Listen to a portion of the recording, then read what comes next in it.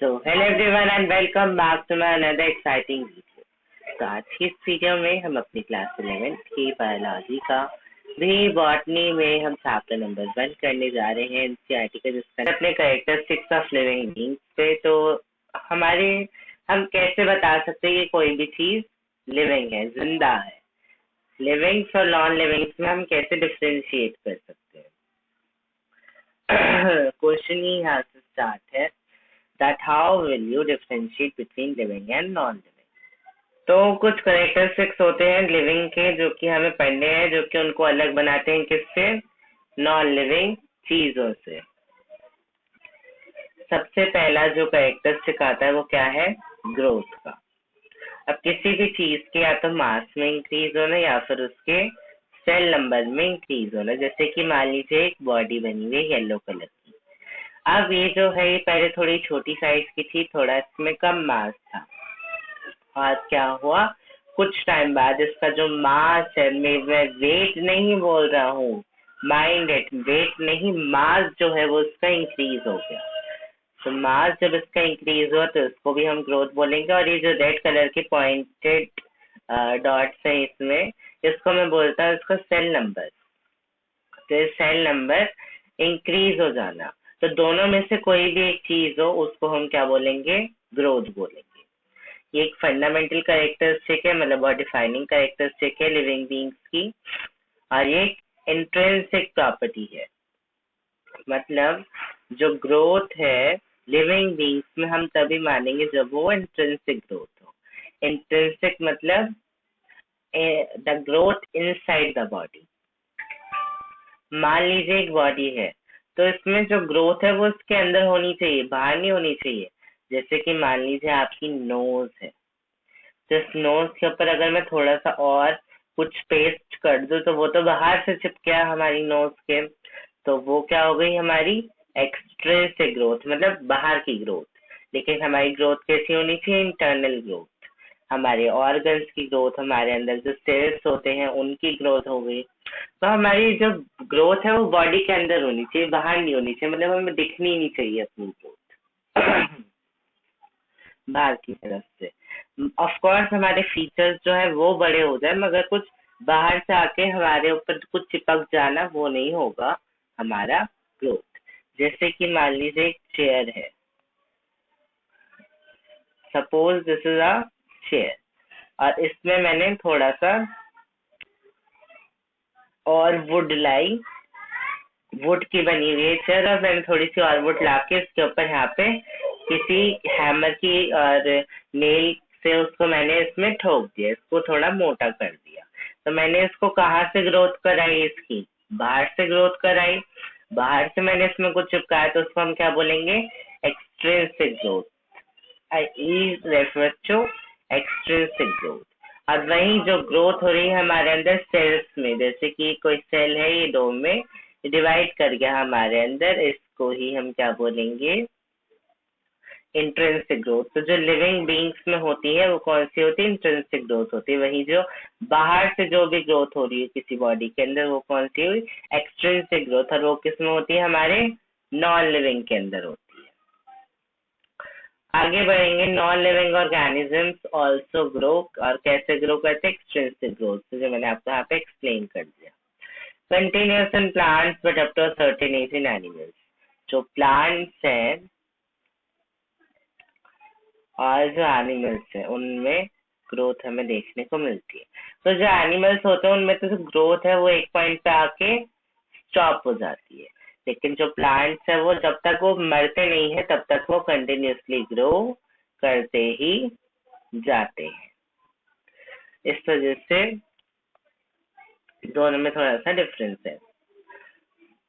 अब इन्होंने non living की ग्रोथ का भी एग्जाम्पल है, जैसे मैंने आपको यहाँ पे चेयर का दिया था, इन्होंने हमें एग्जाम्पल दिया है माउंटेन्स का। माउंटेन्स होते हैं हमारे इस तरीके से, और इसमें होती है बहुत सारी स्नो। और मान लीजिए अभी थोड़ी सी और स्नो गिरी ऊपर से स्काई से, तो इसके ऊपर और स्नो जम गई, फिर थोड़ी सी और गिरी तो इसको और स्नो जम गई। तो ये कहाँ से ग्रोथ हो रही है, इसके अंदर कुछ ग्रोथ हो रही है, नहीं, ग्रोथ कहाँ हो रही है, इसके बाहर की साइड ग्रोथ हो रही है। तो ये कैसी है हमारी एक्सट्रिंसिक ग्रोथ, बाहर जो ग्रोथ हो रही है। यूनिसेलुलर ऑर्गेनिज्म है वो भी ग्रो करते हैं, कैसे करते हैं? सेल डिवीजन से। सेल डिवीजन क्या होता है? जो देखिए मान लीजिए यूनिसेलुलर ऑर्गेनिज्म है और ये दो में टूट गए, जैसे कि अमीबा हमारे यूनिसेलुलर होता है और वो भी ग्रोथ करता है कैसे? सेल डिवीजन से। लेकिन इसको हम एक डिफाइनिंग प्रॉपर्टी नहीं दे सकते। डिफाइनिंग प्रॉपर्टी क्या होती है? जो ऐसी प्रॉपर्टीज जो कि हमारी मतलब सिर्फ लिविंग में ही हमें दिखाई दे, उसको हम क्या बोलेंगे? अपनी डिफाइनिंग प्रॉपर्टी। और लिविंग में तो हो ही साथ में, लेकिन उसमें कोई एक्सेप्शन ना हो। अब जिसमें एक्सेप्शन आ गया, जैसे कि नॉन लिविंग का भी, कि ग्रोथ कितने तरीके की होती है, इंट्रिंसिक और एक्सट्रिंसिक। तो एक्सट्रिंसिक वाली तो नॉन लिविंग में होती है ना, तो एक एक्सेप्शन होगा नॉन लिविंग का। लेकिन हमें सिर्फ वही चीजें देखनी, डिफाइनिंग प्रॉपर्टीज वही हो सकती है जो कि सिर्फ लिविंग में हो रही है, जिसमें कोई एक्सेप्शन ना हो। मतलब ग्रोथ हो रही है तो सब में ही हो रही है, और सब में मतलब सारे लिविंग ऑर्गेनिज्म में ही हो रही है। तो उनको ही हम क्या बोल सकते हैं? Defining property. और जो जिनमें एक्सेप्शन होते हैं, एक्सेप्शन मतलब जैसे कि जिसमें मतलब सिर्फ लिविंग में ना हो रही हो और चीजों में भी हो रही हो, या फिर लिविंग में ही हो रही है लेकिन उसमें कुछ एक्सेप्शंस भी हो। तो ऐसे जब भी हम आगे पढ़ेंगे तो हमें और समझ में आएगा। जैसे कि अब सेकंड पे हम आ जाते हैं रिप्रोडक्शन पे। तो इसमें क्या होता है? New individuals of same kind. जैसे अगर ह्यूमन है तो उनका बच्चा भी क्या होगा? ह्यूमन ही होगा। और एनिमल है तो उनका बच्चा भी एनिमल होगा। तो सेम काइंड के इंडिविजुअल्स जो है वो ग्रो करते हैं। सेक्सुअल और एसेक्सुअल टाइप का हो सकता है ये, लेकिन इसमें हमें क्या देखने को मिल जाते हैं? एक्सेप्शन। एक्सेप्शंस क्या क्या है?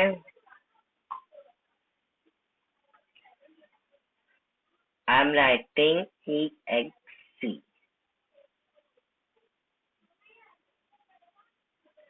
एक्सेप्शंस क्या क्या है इसमें? म्यूल हो गया, वर्कर भी हो गया, स्टेराइल ह्यूमन हो गए। क्या नहीं कर सकते? रिप्रोड्यूस नहीं कर सकते।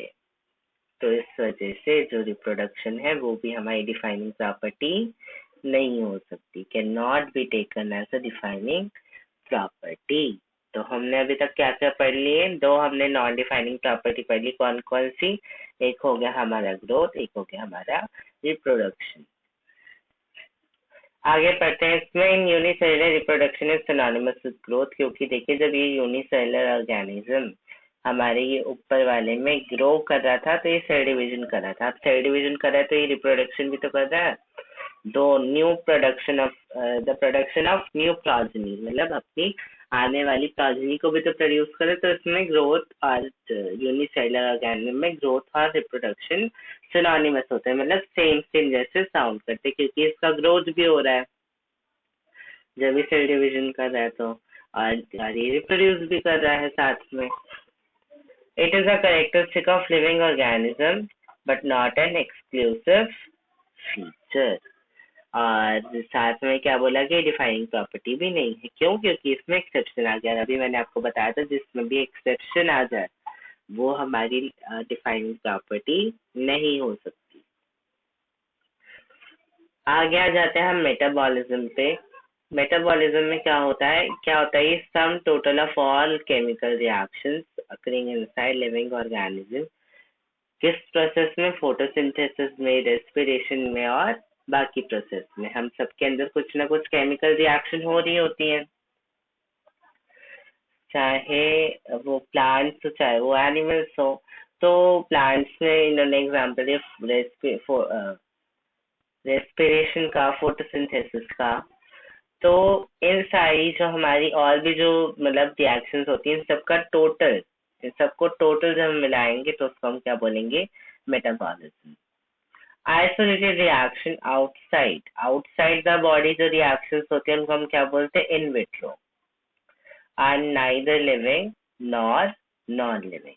ना तो हम उसको लिविंग बोलेंगे ना ही हम उसको नॉन लिविंग बोलेंगे।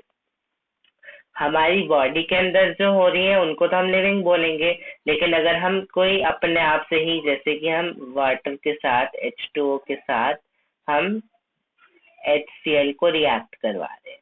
अगर ये प्रोसेस हमारी बॉडी के अंदर हो रहा है तो हम इसे लिविंग करेंगे, लेकिन अगर हम अपनी मतलब अगर हम इसे खुद से लेबोरेटरी में कोई भी हम एक्सपेरिमेंट कर रहे हैं तो उसको हम लिविंग, नॉन लिविंग में से कुछ भी नहीं बोल सकते। It can be considered as a defining feature of all life form, क्योंकि हर कोई लिविंग ऑर्गेनिज्म है उसके अंदर फोटोसिंथेसिस होती है, तो इस वजह से इसको हम डिफाइनिंग प्रॉपर्टी बोल सकते हैं। कॉन्शियसनेस हमारा लास्ट आता है। इसमें क्या होता है, हम अपने एनवायरनमेंट के हिसाब से चेंजेस करते हैं और उसको रिस्पॉन्ड करते हैं। मान लीजिए अब हमारा विंटर सीजन है तो हम गर्म कपड़े पहन लेंगे, तो हमने क्या करा, हमने एनवायरनमेंट को देख के अपने ऊपर एक रिस्पॉन्स करा कि हमने थोड़े वार्म क्लोथ्स पहन लिए। और समर हो रही है तो हम थोड़े कॉटन क्लोथ्स पहनेंगे जिसमें कि यहाँ पे गर्मी ना लगे। और ये होता भी दोनों के अंदर है, प्लांट्स के अंदर भी होता है और एनिमल्स के अंदर भी होता है। जैसे प्लांट्स किसके तरफ रिस्पॉन्ड करते हैं, external factor, light, water, temperature. अगर उन्हें लाइट मिलती है तो वो फोटोसिंथेसिस कर लेते हैं, अगर उन्हें बाहर से गैसेस मिलती हैं तो वो रेस्पिरेशन कर लेते हैं। तो इस वजह से हम सब, प्लांट्स हो गए चाहे हम हो गए, हम सब क्या करते हैं, हम रिस्पॉन्ड करते हैं अपने external factors पे। Photo period affect reproduction in both plants and animals. Photo period मतलब लाइट वाला पीरियड अफेक्ट करता है रिप्रोडक्शन दोनों में, प्लांट्स में भी और एनिमल्स में भी। Human beings have self consciousness, जो मतलब वो खुद के लिए भी बहुत ज्यादा कॉन्शियस है। तो देखिए आपकी स्क्रीन पे बहुत अच्छे से दिया गया है कॉन्शियसनेस और सेल्फ कॉन्शियसनेस में क्या डिफरेंस है। कॉन्शियसनेस क्या हो गया, जो कि हर all living organisms are aware with the surrounding environment stimuli and respond them, मतलब अपनी सराउंडिंग के बारे में तो अवेयर है ना और उसको रिस्पॉन्ड भी करना। और वहीं सेल्फ कॉन्शियसनेस क्या होता है, among all the living organism, all living beings, only human, बस ह्यूमन के अंदर है सेल्फ कॉन्शियसनेस। मतलब क्या है इसका, अवेयर है ना अपनी सराउंडिंग के बारे में, तो अवेयर ही रहना और साथ में अपने बारे में भी अवेयर रहना, because they have a very developed brain, क्योंकि हमारे अंदर क्या है, ब्रेन है, हम थिंकिंग कर सकते हैं, हम किसी भी चीज को सोच समझ के ढंग से कर सकते हैं। इस वजह से हमारे अंदर क्या है, सेल्फ कॉन्शियसनेस। तो एक पेशेंट जो कि कॉमा में है वो वर्चुअली सपोर्ट किससे हो रहा है, मशीन से, मतलब वो अपनी खुद की थिंकिंग नहीं कर पा रहा है। उसका उसका जो हार्ट है या फिर जो उसकी लंग्स है वो किससे रिप्लेस कर दी जाती है, मशीन से। तो उसको हम ना ही तो लिविंग बोल सकते हैं ना ही उसको डेड बोल सकते हैं। अब जो कॉन्शियसनेस है वो सारे regarded as defining feature of all living form, क्योंकि हर को ही किसी न किसी तरीके से अपने एनवायरनमेंट को रिस्पॉन्ड करा है, इसलिए कॉन्शियसनेस ये क्या है, डिफाइनिंग फीचर है। आगे बढ़ेंगे डाइवर्सिटी इन लिविंग वर्ल्ड पे। तो डाइवर्सिटी क्या होता है, number and various kind of organism found on earth, मतलब जितने भी अलग अलग तरीके के ऑर्गेनिज्म अर्थ पे हमें मिलते हैं उन सबको हम मिला के क्या बोलते हैं, उनके नंबर को बायोडाइवर्सिटी। तो नंबर ऑफ स्पीशीज आता है known and described in range 1.7 to 1.8 million. इतनी सारी स्पीशीज हमें आज तक मिल चुकी हैं, चाहे वो प्लांट्स हो चाहे वो एनिमल्स। नॉमेनक्लेचर क्या होता है, standardized naming of living organisms such that a particular organism is known by the same name all over the world. मान लीजिए कोई एक एनिमल है ए, तो इंडिया में उसे वन नाम से बोलते हैं, कहीं और उसे टू नाम से बोलते हैं, कहीं और उसे थ्री नेम से बोला जाता है। तो ये तो हर जगह अलग अलग नेम से बोला जा रहा है, लेकिन हमें कुछ ऐसा करना पड़ेगा ताकि पूरे वर्ल्ड में, पूरी जितनी भी हमारी दुनिया है वहां पे उसे एक ही नाम से बुलाया जाए, उसकी एक ही पहचान हो। तो इसके लिए हम क्या करेंगे, हम लोग इसका नॉमेनक्लेचर कर देंगे। हम इसका कोई एक पर्टिकुलर नाम बी रख देंगे और हम बोलेंगे कि अगर इसकी पहचान करनी हो तो 1, 2 एंड 3 की जगह हम क्या बोलेंगे, बी बोलेंगे।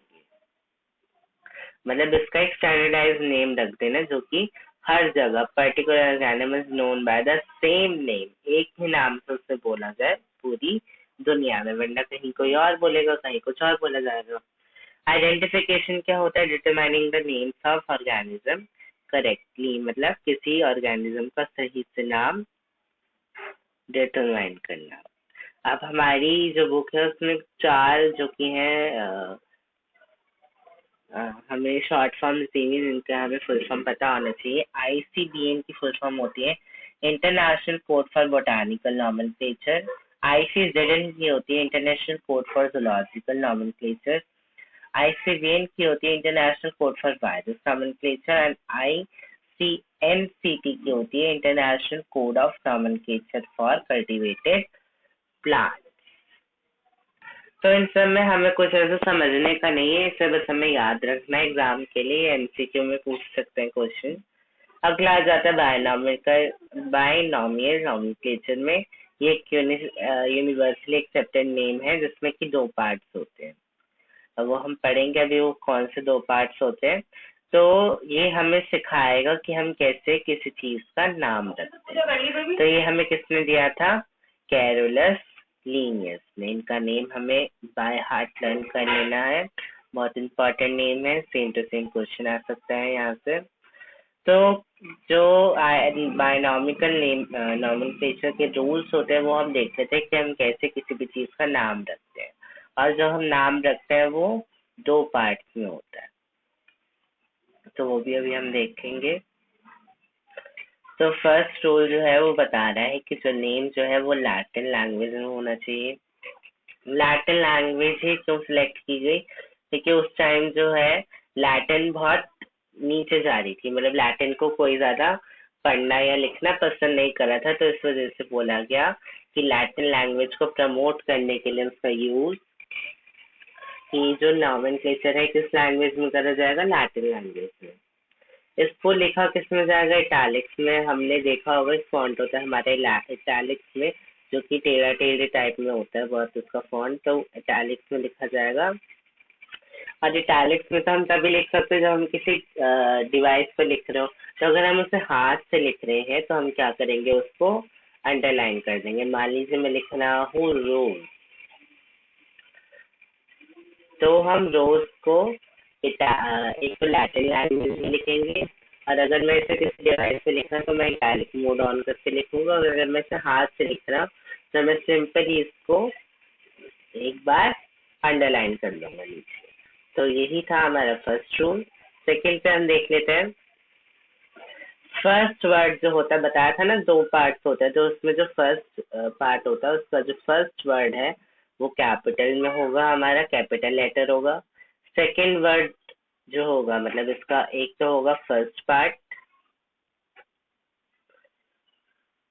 Yes first part and the second part. तो जो फर्स्ट पार्ट है इसका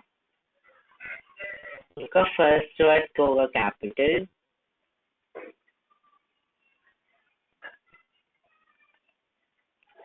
वहीं जो सेकंड वर्ड है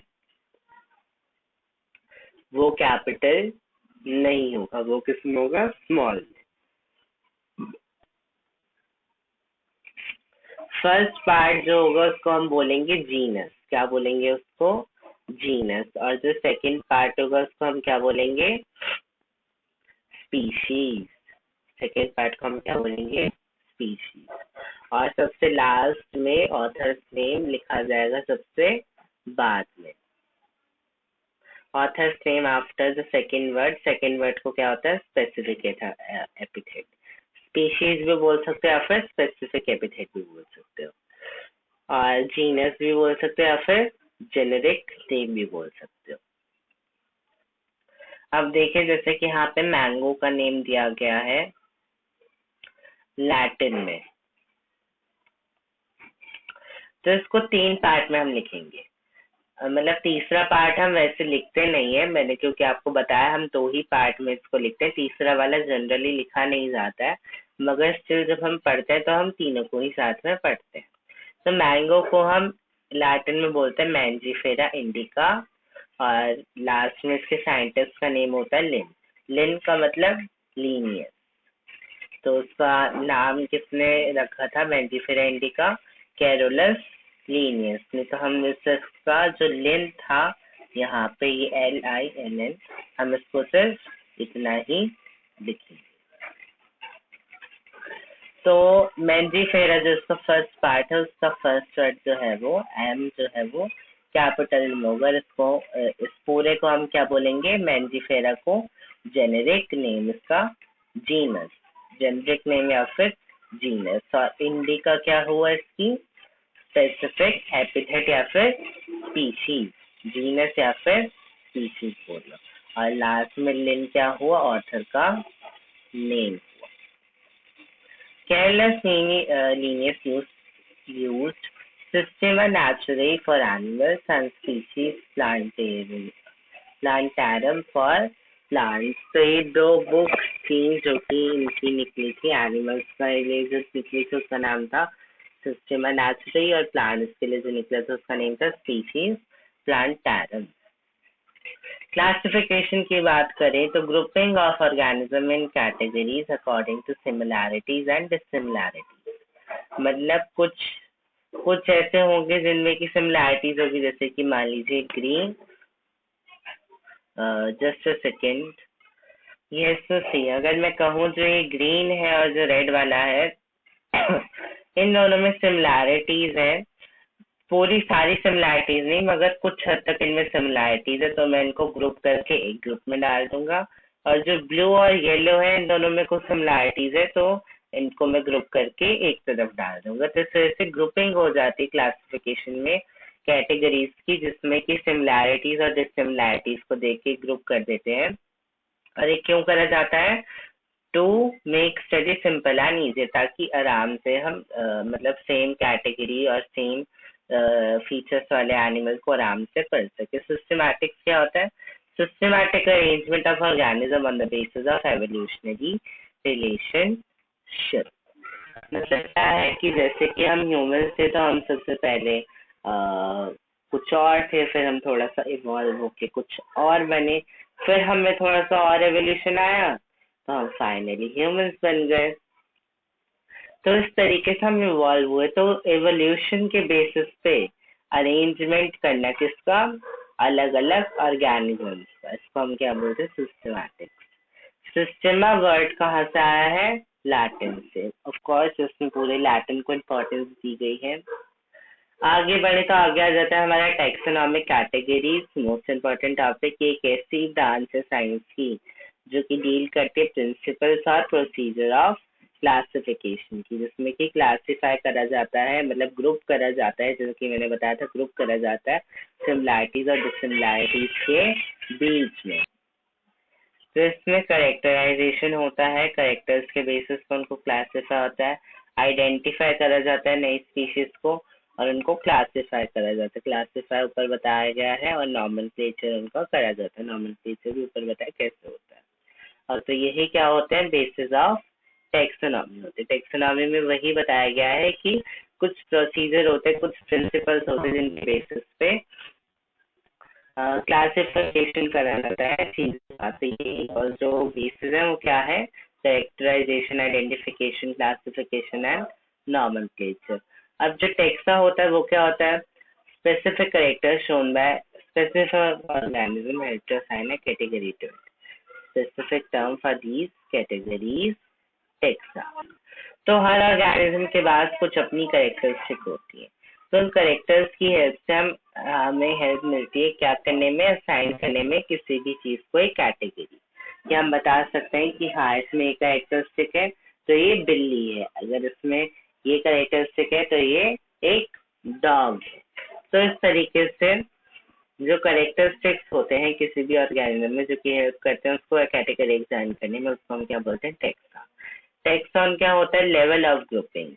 Level of grouping or organism based on the certain easily observable common characteristic or each category or unit order of classification। मतलब जो species, मतलब ये हमें पूरी एक चार्ट दी गई है। Just a second, I am going to show you with your example. Example से पहले एक बार जल्दी से हम ये जो इसके 7 टेक्सॉन्स हमारे पास वो पढ़ लेते हैं टेक्सोनॉमिकल हायरार्की में। सबसे बड़ा जो हमारा टेक्सॉन है वो क्या है?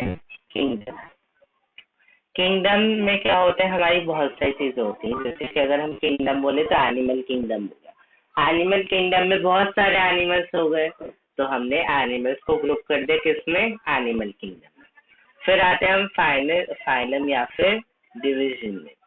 तो फाइलम या डिवीजन में हम थोड़े से और उसको स्पेसिफिक करा, जैसे कि हमने बोला कि जिनके पास टेल्स है उनको हम एक ग्रुप में कर देंगे, जिनके पास टेल नहीं है उनको हमने एक ग्रुप में कर दिया।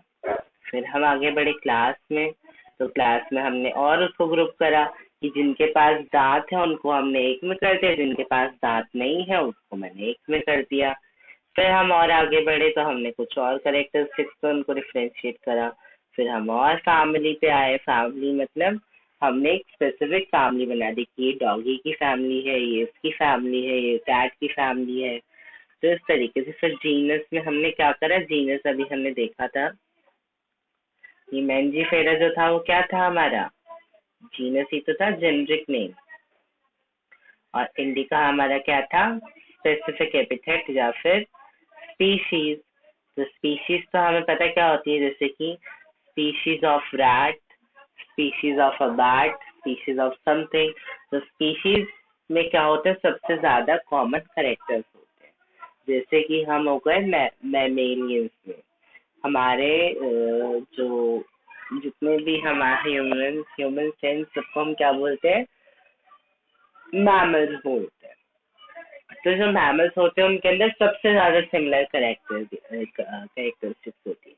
फिर हम जीनस पाए तो थोड़ी जो वो सिमिलर कैरेक्टरिस्टिक्स है वो कम होती जाती है, और फिर हम जैसे जैसे नीचे से ऊपर जाते हैं, नीचे से ऊपर की तरफ हम जाते हैं, तो जो कॉमन कैरेक्टरिस्टिक्स हैं वो कम होती जाती है। मतलब जो सिमिलैरिटीज हैं चीजों के बीच में वो कम होती जाती है धीरे धीरे से। कैसे? क्योंकि जो किंगडम में एनिमल्स थे, अब एनिमल्स तो बहुत सारे हैं, तो अब उनमें जो सिमिलैरिटीज हैं वो तो कम होंगी ना। लेकिन वही अगर मैं सबसे नीचे स्पीशीज की बात करूं, तो मैमेलिया में जितने भी लोग हैं उन सबकी सेम चीज है, उन सब में सेम ही कैरेक्टरिस्टिक्स होंगे। जैसे जैसे जो नीचे से ऊपर जाते हैं तो जो सिमिलैरिटीज है वो कम होती चली जाती है।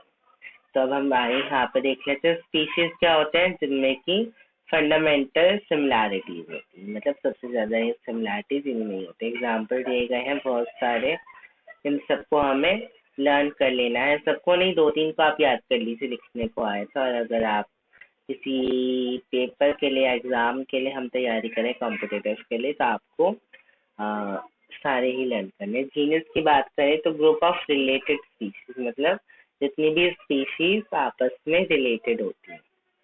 मान लीजिए हमारी जो स्पीशीज है मैमल्स वाली, या फिर एक स्पीशीज है रोज वाली और एक स्पीशीज है ट्यूलिप वाली, तो ये दोनों आपस में फ्लावर्स हैं, तो ये थोड़ी सी आपस में मिली हुई होंगी, तो उनको हम किस में डाल देंगे? जीनस में डाल देंगे। तो रिलेटेड स्पीशीज वाले हो गए सोलानम, पेंथेरा, फेलिस। अभी हम इनमें से कुछ के बारे में पढ़ेंगे भी, जो भी नीचे आएगा हमारे एक टॉपिक में, लेकिन अभी हम इसके बारे में थोड़ा थोड़ा ही देख रहे हैं। फिर आ जाएंगे हम फैमिली पे, जिसमें कि रिलेटेड जेनेरा होता है, फेरिडेई, कैनिडेई, सोलेनेसी, जेनरा, सोलेनम, पेट्यूना, धेतुरा। मतलब अभी हम जीनस जो पढ़ के गए थे सोलेनम, तो उन सबको हमने ग्रुप कर दिया किसमें? सोलिनेसी में। पेट्यूना को भी किसमें ग्रुप कर दिया? सोलिनेसी में। और धतूरा को भी किसमें ग्रुप कर दिया? सोलिनेसी में। मतलब ये तीनों जो थे सिमिलर जेनरा थे, और इन तीनों को हमने किसमें ग्रुप कर दिया? फैमिली। फिर आ जाते हैं हम ऑर्डर पे। ऑर्डर क्या होता है? Assemblies of families. फैमिलीज ऐसी जो कि सेम कैरेक्टरिस्टिक्स वाली हो, जैसे कि पॉलीमोनेड। इनमें क्या कौन कौन सी फैमिलीज आती है? कॉन्वोल्यूसी एंड सोलिनेसी फैमिली। सोलिनेसी अभी हमने पढ़ा था, सोलिनेसी फैमिली और कॉन्वोल्यूसी फैमिली, इन दोनों फैमिलीज को मिला के क्या बनता है, ऑर्डर किसका बनता है, पॉलीमोनेस। कैसे ही प्रेमेटा एंड कार्निवोर में फेलिडी और कैनिडी फैमिली आती है। इसी तरीके से क्लास में रिलेटेड ऑर्डर्स होते हैं, फाइलम में रिलेटेड क्लास होती है और किंगडम में रिलेटेड फाइलम होते हैं। आई होप इतना आपको समझ में आ गया होगा। आ गया है तो जल्दी से जाके चैनल को सब्सक्राइब कर दीजिए। फिर हम आ जाते हैं अपने टेक्सोनॉमिकल कैटेगरीज पे। King Philip came over for good soup. तो ये क्या है, जो भी हमने kingdom, phylum, division, order, family, genus और स्पीशीज, तो सबसे छोटी जो हमारी टेक्सोनॉमिक टेक्सॉन है वो क्या है, स्पीशीज, और सबसे बड़ा क्या है, किंगडम। तो हमें इसे एक ऑर्डर में याद करना पड़ता है। तो उसके लिए हमें ऑर्डर याद करने के लिए बहुत अच्छा निमानिक दिया गया है। क्या है ये, आई थिंक ये विजिबल नहीं हो पा रहा है, just a second.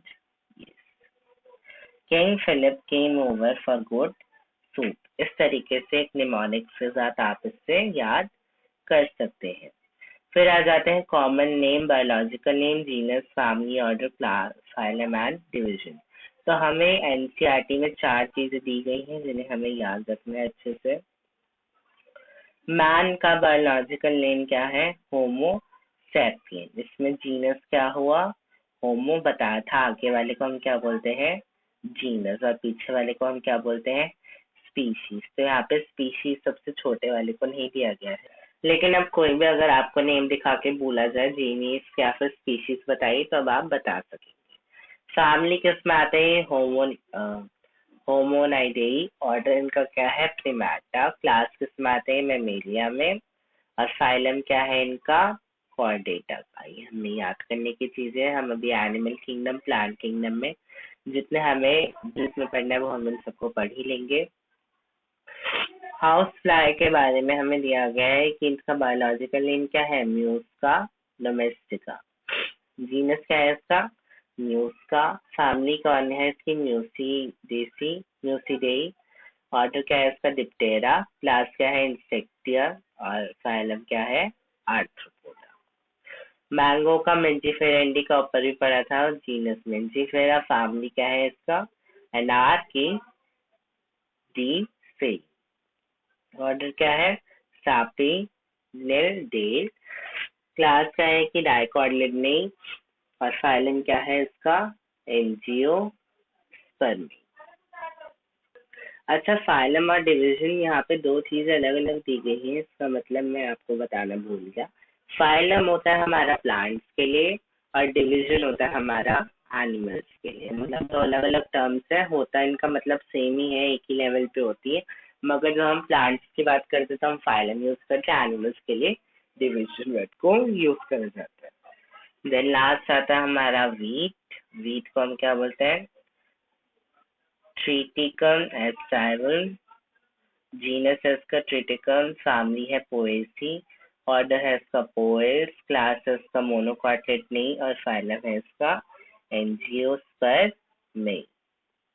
Last topic था हमारा टेक्सोनॉमिकल एड, मगर ये हमारा एनसीईआरटी से पूरा का पूरा डिलीट हो गया है। मगर स्टिल अगर आपको कहीं भी पढ़ाया जा रहा है तो आप इसको यहाँ से खुद से पढ़ सकते हैं। मैं इसलिए नहीं पढ़ा रहा क्योंकि ये परमानेंटली डिलीट हो चुका है एनसीईआरटी से। तो आपकी स्क्रीन पे है, if you want then you can just simply stop the video and then you can read it. And here it is, our entire chapter. I hope आपको पूरा का पूरा वीडियो पसंद आया होगा। हमने इसको बहुत कम से कम टाइम में खत्म करने की कोशिश की है। मिलेंगे अपनी नई वीडियो में। Till then good bye.